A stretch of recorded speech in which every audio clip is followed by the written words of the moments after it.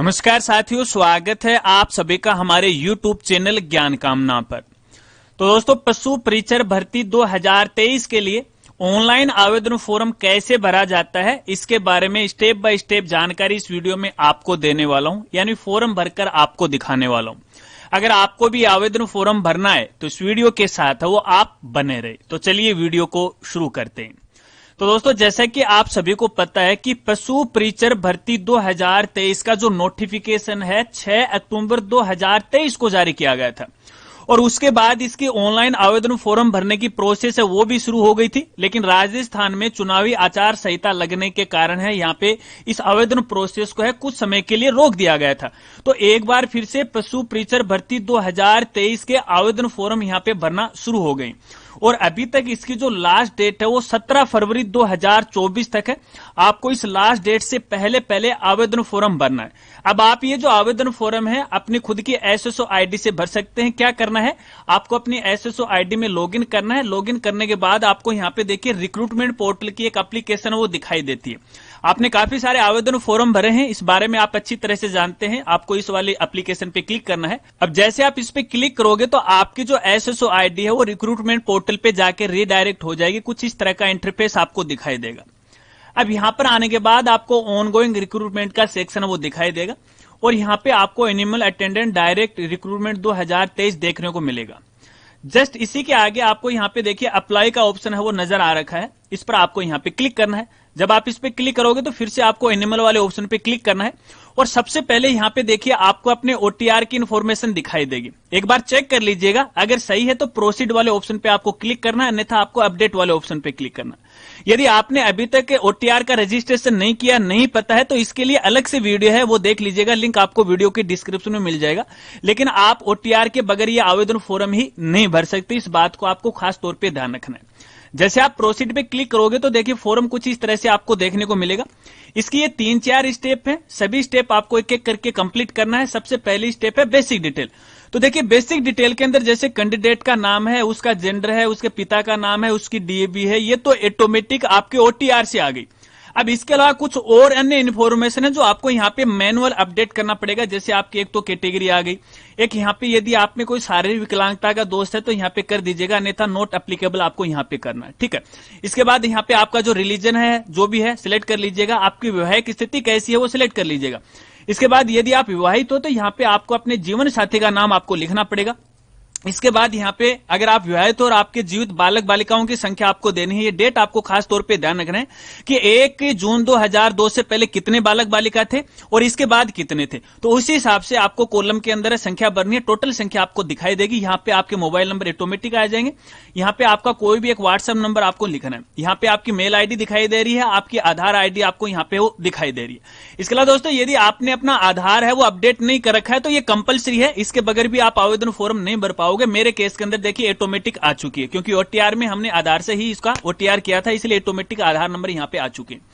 इसके बाद आगे यहाँ पे पूछा गया है अप्लाई फॉर के लिए आवेदन, यानी आप कौन से क्षेत्र के लिए आवेदन करना चाहते हो। तो यहाँ पे पूछा गया है क्या आप राजस्थान के अनुसूचित क्षेत्र से संबंधित हैं, तो ये सुनो में आप अपने आवश्यकता के अनुसार जवाब दे दीजिएगा।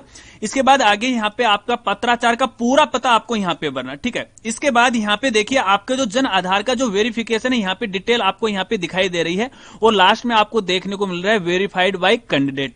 ठीक है। तो ये ऑटोमेटिक आ जाता है, इसको लेके आपको टेंशन नहीं लेना है। इसके बाद आपको नेक्स्ट पे क्लिक करना है। अब जैसे आप नेक्स्ट पे क्लिक करोगे तो फिर से आपसे कंफर्मेशन ये मांगेगा कि आपके जो मोबाइल नंबर मेल आईडी क्या वो सही है, क्या सही है तो यस कर दीजिएगा।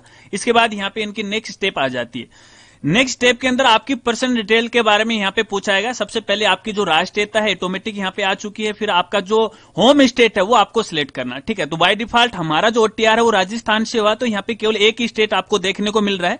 अगर आप अदर स्टेट के हैं जैसे हरियाणा, यूपी, बिहार से हैं तो आपकी आवश्यकता अनुसार स्टेट आपको यहाँ पे देखने को मिलेगा। उसी प्रकार से आपको अपना डिस्ट्रिक्ट सिलेक्ट करना है। उसी प्रकार से जो भी आपका ब्लॉक है यहाँ से सिलेक्ट कर लीजिएगा। फिर आपकी जो तहसील है वो सिलेक्ट कर लीजिएगा। फिर आपका जो भी गाँव है तो यहाँ से अपना गाँव है वो सिलेक्ट कर लीजिएगा। इसके बाद यहाँ पे आपसे पूछा गया पूर्व विस्थापित, तो यहाँ पे आपको नो में जवाब देना है। अगर आप दूसरे देश से आके इंडिया में बसे हो तब ये लागू होता है, अपने लिए लागू नहीं है। ठीक है। इसके बाद यहाँ पे देखिए आपकी स्पेशल कैटेगरी के बारे में पूछा गया। अगर आप यहाँ पे एक्स सर्विसमैन है तो आपको यहाँ पे यस करना है अगर आप यहाँ पे येस करोगे तो यहाँ पे सर्विस का स्टेटस आपको से पूछा जाएगा। अगर आपने एनओसी ली है तो एनओसी टेकन आपको करना है, एनओसी लेटर नंबर आपको डालना, डेट डालना है। अगर आप रिटायर्ड कर्मचारी तो पीपीओ नंबर आपको यहाँ पे डालना पड़ेगा। मेरे केस में मैं यहाँ पे नो कर रहा हूँ। इसके बाद यदि आप कोई उत्कृष्ट खिलाड़ी हो तो आपको यहाँ पे येस करना है। अगर आप येस करोगे तो यहाँ पे देखिए संबंधित जो स्पोर्ट्स पर्सन है उसकी जानकारी आएगी कि आप किस प्रकार के हो, आपने नेशनल खेला है या इंटरनेशनल खेला, किसी एक को सिलेक्ट कर लीजिएगा। जैसे आप इसे सिलेक्ट करोगे तो संबंधित जो संस्था है, खेल का नाम है, उसके बारे में आपको यहाँ पे जानकारी देनी पड़ेगी। मैं यहाँ पे नो कर रहा हूं, ठीक है। इसके बाद यदि आप कोई एनसीसी कैंडिडेट हैं तो आपको येस नो में जवाब देना, संबंधित जानकारी आपको यहाँ पे भरना। कोई भूतपूर्व कैदी है तो येस नो में आपको यहाँ पे जवाब देना। कुछ बेसिक सी जानकारी है यहाँ पे, ठीक है। इसके बाद आगे यहाँ पे पूछा गया है क्या आप मौजूदा राज्य सरकार के कर्मचारी हैं। अगर आप स्टेट गवर्नमेंट के एम्प्लॉय हैं फिलहाल किसी डिपार्टमेंट में तो आपको येस करना, अन्यथा आपको यहाँ पे नो करना, ठीक है। और जैसे आप येस करोगे ना तो संबंधित डिपार्टमेंट की आपको यहाँ पे जानकारी भरनी पड़ेगी। इसके बाद यदि आप आयु के अंदर कोई छूट लेना चाहते हैं नियमानुसार तो आपको यहाँ पे येस करना है, अन्यथा आपको यहाँ पे नॉट एप्लीकेबल है वो कर देना। फिर आपको नेक्स्ट वाले ऑप्शन पे क्लिक करना है तो आपकी ये स्टेप है वो कंप्लीट हो जाएगी और नेक्स्ट स्टेप आ जाएगी। और नेक्स्ट स्टेप है एजुकेशन क्वालिफिकेशन के बारे में आपको यहाँ पे जानकारी देनी है। सबसे पहले इनका ये नोटिफिकेशन है, यहाँ पे बॉक्स है, इस पर आपको यहाँ पे टिक लगाना है।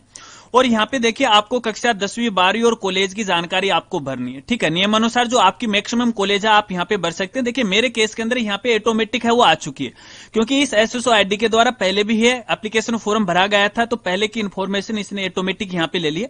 अगर आपके केस में यहाँ पे सभी जो कॉलम खाली आ रखे हैं तो यहाँ पे देखिए सबसे पहले तो आपको सब्जेक्ट का नाम लिखना है, ठीक है। तो 10वीं के अंदर एज ऑफर आप लिख सकते हो।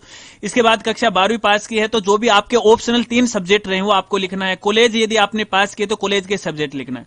संबंधित बोर्ड यूनिवर्सिटी का नाम कुछ इस तरह से आपको लिखना है। यहाँ पे आपके रोल नंबर आपको लिखना है, आपका परिणाम कैसा था, रिजल्ट परसेंटेज जो भी था आप अपनी आवश्यकता के अनुसार यहाँ पे सिलेक्ट है वो कर लीजिएगा, ठीक है। इसके बाद कौन से साल में आपने पास किया था वो साल यहाँ से सिलेक्ट करना है और कितना परसेंटेज आया था संबंधित कक्षा में वो परसेंटेज आपको यहाँ पे लिख देना है। डिटेल भरने के बाद आपको नेक्स्ट पे क्लिक कर देना तो आपकी ये स्टेप है वो भी कंप्लीट हो जाएगी। और सबसे लास्ट स्टेप आ जाएगी और लास्ट स्टेप के अंदर यहाँ पे देखिए आपकी फोटो और सिग्नेचर आपको यहाँ पे अपलोड करना पड़ेगा। देखिए मेरे केस के अंदर तो ऑटोमेटिक फोटो और सिग्नेचर यहाँ पे आ चुके हैं क्योंकि पहले से ही अपलोड है वो की गई। अगर आपके केस में खाली है तो यहाँ पे आपको ब्राउज का ऑप्शन है वो मिलेगा, ब्राउज कर लीजिएगा और अपनी फोटो अपलोड कर दीजिएगा। इसके बाद सबसे लास्ट के अंदर आपको विजिबल बॉडी मार्क, यहाँ पर आपके शरीर का कोई भी एक पहचान चिन्ह है वो लिखना है, ठीक है। आप अपनी आवश्यकता के अनुसार हिंदी अंग्रेजी में कैसे भी है वो लिख सकते हैं और इसके बाद आपको नेक्स्ट पे क्लिक करना है। अब जैसे आप नेक्स्ट पे क्लिक करोगे तो यहाँ पे देखिए ये स्टेप भी आपकी कंप्लीट हो जाएगी। तो कुछ इस तरह से फॉर्म का प्रीव्यू आपको दिखाई देगा। एक बार आप अपनी डिटेल है इसमें चेक कर लीजिएगा। अगर डिटेल में किसी प्रकार की कोई गलती है तो लास्ट में आपको यहाँ पे अपडेट का ऑप्शन मिल जाएगा। तो आपका जो फॉर्म है पहले वाली स्टेप से वापस ओपन हो जाएगा। अब जिस भी स्टेप में कोई गलती है उसे अपडेट कर दीजिएगा, वापस यहीं आ जाएगा। अगर आपको लगता है कि आपके फॉर्म में दी गई जानकारी है या जो भी डिटेल है 100% करेक्ट है, किसी प्रकार का कोई करेक्शन आपको नहीं करना है, तो सबसे लास्ट में यहाँ पे देखिए आपको चेक बॉक्स देखने को मिलेगा।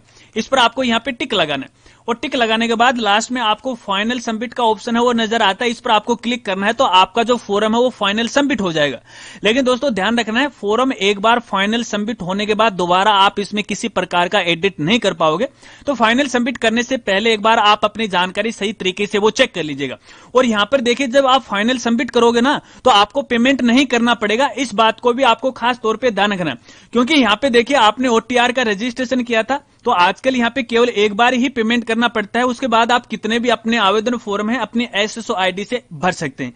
तो यहाँ पे देखिए मैं फॉर्म को फाइनल सबमिट नहीं कर रहा हूं एक बार के लिए, क्योंकि मुझे आगे भी वीडियो बनाने हैं। तो मैं एक बार आपको पीछे लेकर चलता हूं। हो सकता है कि दोस्तों मान लेते हैं कि फॉर्म भरते समय है किसी प्रकार की कोई दिक्कत आ गई या कोई टेक्निकल इश्यू आ गया, आप पीछे आ गए और फिर से आप फॉर्म कहां से भरोगे। तो यहाँ पे देखिए ये जो ऑनगोइंग रिक्रूटमेंट है यहाँ पे तो देखिए वो लिंक है यहाँ से हट गया, तो फिर वो लिंक आपको कहां मिलेगा। तो दोस्तों यहाँ पे देखिए मेनू बार में माई रिक्रूटमेंट का ऑप्शन आपको मिलता है, ठीक है। इस पर आपको यहाँ पे क्लिक करना है। अब जो भी फॉर्म आप फिलहाल भर रहे हो और जो कंप्लीट नहीं हुए उनकी डिटेल आपको यहाँ पे वो दिखाई देगी। तो यहाँ पे देखिए जो एनिमल वाला है यहाँ पे आ गया है और इसके आगे यहाँ पे देखिए अप्लाई नाउ का ऑप्शन आपको नजर आ रहा है। तो फिर से अप्लाई पे क्लिक कीजिएगा और वापस 1 बाय 1 जो स्टेप है कंप्लीट कर लीजिएगा। आगे की जो प्रोसेस जो पहले मैंने आपको बताई वही की वही। अब मान लेते हैं कि आपका फॉर्म फाइनल सबमिट हो गया, उसके बाद उसका जो प्रिंट है आप कहां से लोगे। तो देखिए जैसे ही वो फॉर्म फाइनल सबमिट हो जाता है तो उस फॉर्म के आगे यहाँ पे व्यू एप्लीकेशन का ऑप्शन आपको नजर आ जाता है और जब आप इस पे क्लिक करोगे तो क्लिक करने के बाद आप अपना भरा हुआ आवेदन फॉर्म है आसानी से डाउनलोड कर सकते हैं। तो दोस्तों इस प्रकार से तो हम पशु परिचर भर्ती 2023 का आवेदन फॉर्म भर सकते हैं अपनी एसएसओ आईडी से। आशा रखता हूं कि शायद आप समझ गए। अगर फॉर्म भरते समय किसी प्रकार की कोई समस्या आपके सामने आ रही है या फिर आपका कोई सवाल है तो आप वीडियो के नीचे कमेंट कर सकते हैं। आपकी मदद करने में मुझे खुशी होगी। तो मिलते हैं फ्रेंड्स अगली एक नई वीडियो के साथ। तब तक के लिए जय हिंद, जय भारत।